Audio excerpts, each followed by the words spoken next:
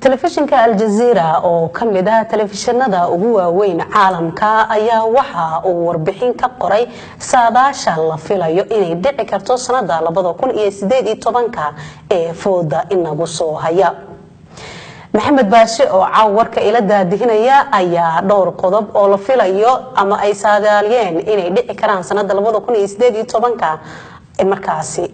wax inooga sheegi doonaa Baashi.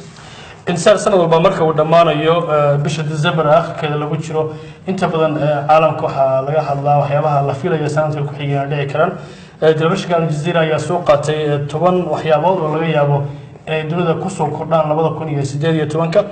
قدر كواضح هو رئيس الوزراء هذا كإنجليز كتريزا ماي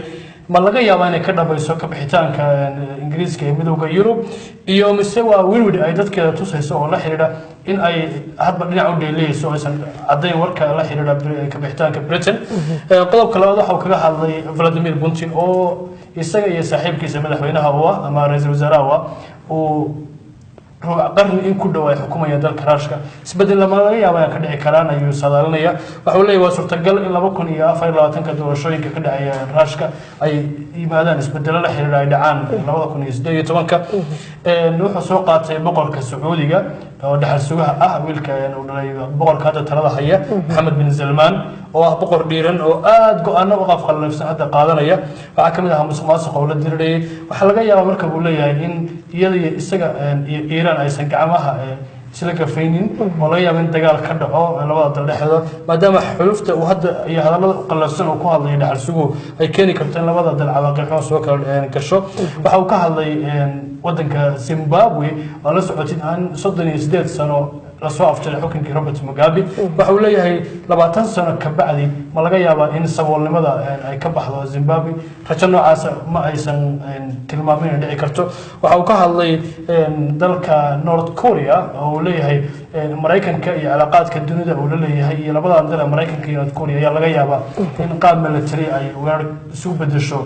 hadda xiniftooda ay masxaafada isu gudbinayaan oo Mareykanka laga yaabaa inuu howlgal military ku qaado North Korea ma joojin doonto talaabadooda ay ku hormarinayaan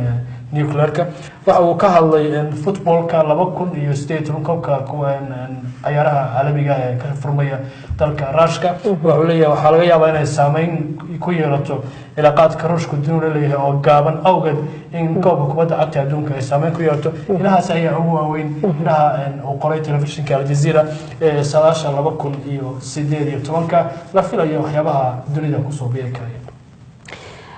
أبد ما صنته محمد باشي وحاولنا للسعوديين وربحنتها كو آدن ساداشا لفلايو لبضوكون إيا سديد إيا طبان كائنين دعكرتو سند والبنا حلي جان مركا لقارو أو سند كهراء أو سيد مانايو أيا للصميا ساداشا كو آدن وحيابها سند كدن بلا فلايو إني قبصومان